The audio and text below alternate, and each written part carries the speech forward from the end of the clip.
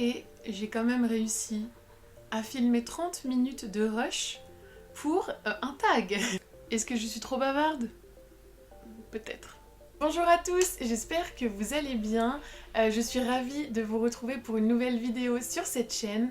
J'espère que vous avez passé d'excellentes fêtes de famille, que vous avez bien mangé. Personnellement, j'ai beaucoup trop mangé de chocolat. Et j'espère aussi que voilà, vous avez été gâtés. Je vous souhaite aussi une excellente année parce qu'à l'heure où vous verrez cette vidéo, le premier de l'an sera passé. Et j'espère que vous avez fini cette année vraiment particulière en beauté. Cette vidéo, elle est un peu particulière entre guillemets, elle a rien de novateur, mais on va bientôt atteindre les 100 abonnés sur cette chaîne. Du coup, je vous remercie tous pour votre présence ici, pour votre soutien, pour les échanges qu'on peut avoir les uns avec les autres chaque jour. Et je me suis dit que ce serait sympa de faire un petit tag pour que vous appreniez à mieux me connaître parce que j'ai démarré directement sur des avis lecture entre guillemets, mais voilà, savoir un peu qui je suis, mon rapport à la lecture. D'ailleurs vous avez un petit bout là de ma palle qui est à Paris parce que vous voyez un peu le décor est pas du tout pareil que celui que j'ai d'habitude. Donc j'ai mon papa où j'ai absolument toutes mes bibliothèques. Là je suis assise par terre devant mon lit et devant ma petite commode d'habits, mais c'est mes derniers achats chez Gilbert Joseph ici. Ici là j'ai des petits poches et j'ai ma petite liseuse. Oula, c'est difficile de faire en faire semblant comme ça. Bon bref. Et ici vous avez les livres de ma colocataire qui elle adore la naturopathie, le développement personnel, tout ce qui est rapport corps-esprit, et donc tout ça c'est des livres de naturopathie qui lui appartiennent. Alors du coup le tag que je vais faire c'est le newbie tag il me semble, et c'est des questions qui permettent à chacun de développer un peu bon voilà qui on est, pourquoi on a créé une chaîne, etc. Et donc la première question justement c'est pourquoi est-ce que tu as créé ta chaîne YouTube, Booktube? Il me semble que j'en avais déjà parlé dans d'autres vidéos, mais je l'ai créée parce que autour de moi, on lit pas beaucoup, ou alors pas forcément les mêmes genres que moi. Par exemple, ma colocataire, elle lit énormément, mais c'est beaucoup de livres, voilà, développement personnel, naturopathie, etc. Donc très intéressant, mais c'est pas de la fiction. Ma maman et mon papy lisent aussi, mais par exemple mon grand-père, il va acheter des livres en lot dans des foires à tout où ça coûte vraiment pas cher, il va les lire, il s'en fout de ce qu'il y a dedans et ensuite il les jette. Non mais quelle aberration, il les jette. Et ma maman lit aussi beaucoup, pas mal de contemporains et de thrillers polar aussi. Mais tout ce qui est fantasy, fantastique, j'ai pas forcément beaucoup de personnes dans mon entourage avec qui je peux en discuter. Ça m'a manqué, ça m'a manqué. C'est vraiment la raison principale, c'est que j'adore parler de livres, les livres c'est ma passion, la littérature c'est ma passion, et que j'avais pas forcément de personnes avec qui en parler et que je trouvais ça dommage. Ensuite, la deuxième question c'est qu'est-ce que tu peux apporter de nouveau et d'un peu marrant à Booktube? Je sais pas. Clairement, je pense juste que on a tous des goûts littéraires différents, on a tous des personnalités différentes, on a des idées de contenu qui sont différentes. Après, de là à dire que je vais révolutionner Booktube, je ne pense pas. Je me dis ce qui peut me démarquer entre guillemets, en très gros guillemets, c'est j'aime bien faire des chroniques qui sont assez complètes. D'ailleurs, bah, vous le voyez bien, ça fait clairement à chaque fois plus de 20 minutes pour parler de 3 livres.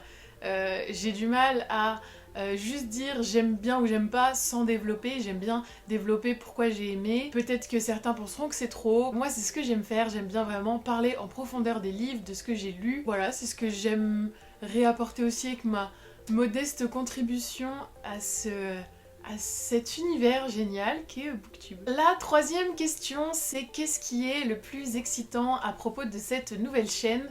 Bah en fait absolument tout, ça sort un max de ma zone de confort. Je suis plutôt introvertie en temps normal et justement je suis pas trop réseaux sociaux, je m'expose pas beaucoup sur les réseaux sociaux et là je décide comme ça d'ouvrir une chaîne YouTube, ce qui est clairement l'opposé de ce que je faisais d'habitude, mais ça faisait longtemps que ça me trottait dans la tête, enfin disons que j'y pensais depuis cet été et qu'à un moment je me suis dit bon bah écoute au pire tu t'en fous, personne te regardera, t'essaieras, de toute façon tu le fais pour toi et pour discuter avec des gens, bah peu importe ce que ça donne, essaye. Faut pas réfléchir non plus 100 000 ans parce que sinon tu trouves toujours des excuses pour ne pas le faire. Mais voilà, ce qui est le plus excitant, c'est vraiment le fait de faire une aventure qui me sort totalement de ma zone de confort, que j'aurais jamais pensé faire.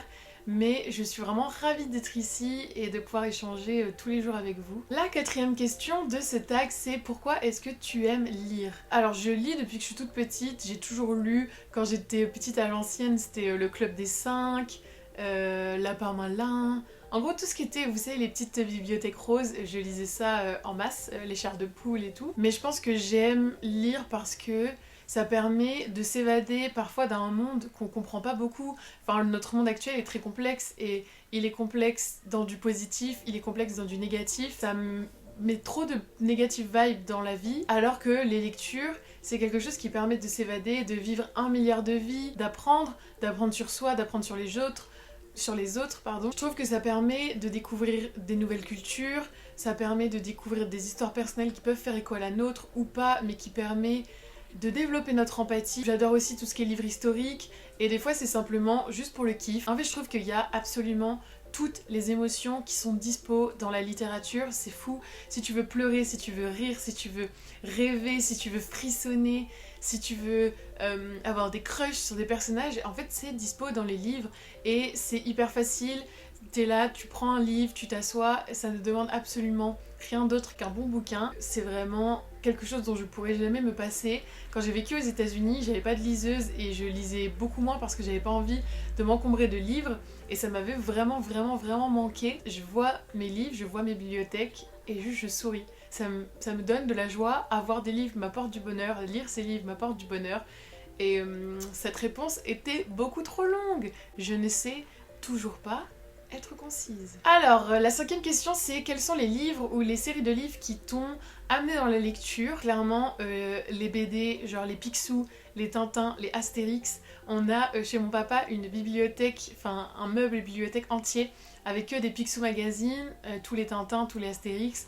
Et je pense que je les ai lus et relus des dizaines et des dizaines de fois.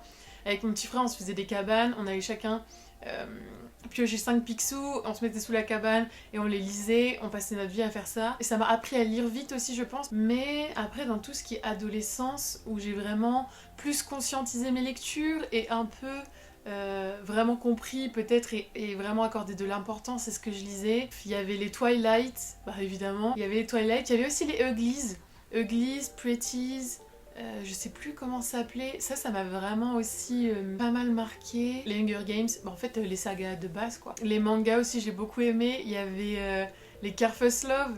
Oh là là, ça je l'ai demandé à Noël, à mon anniversaire, et ma mère elle avait trop le seum parce que elle m'en achetait 4-5 d'un coup, ce qui fait je sais pas 40 € et j'ai lisé en littéralement 3 heures et du coup le ratio, ce qu'elle avait payé par rapport au temps de lecture que ça m'offrait, elle trouvait pas ça très équilibré, n'est-ce pas? Je lisais au collège aussi Lovely Complex, c'était des mangas sur un garçon qui est tout petit et une fille qui est très grande et qui sont amis, etc.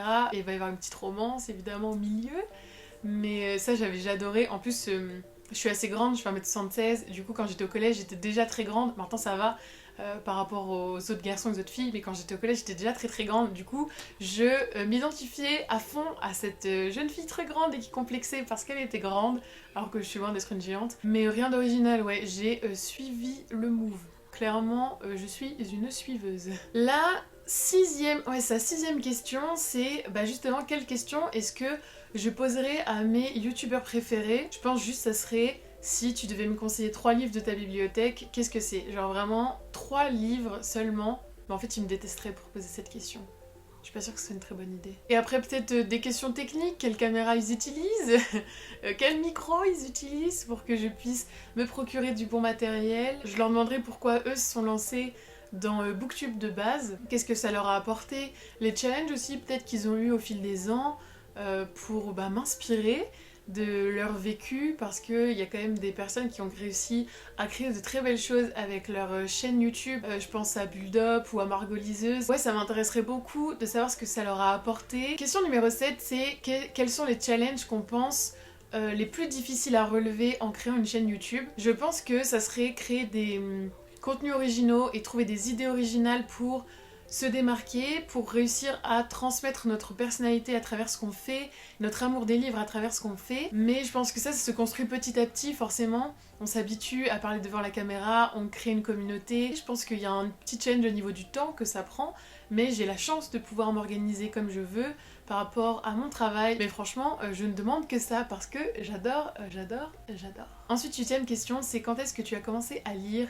J'ai commencé à lire quand j'étais toute petite, comme je vous l'ai dit, ça a toujours été quelque chose de commun chez moi et voilà, j'ai jamais arrêté depuis. Question 9, c'est où est-ce que tu lis ?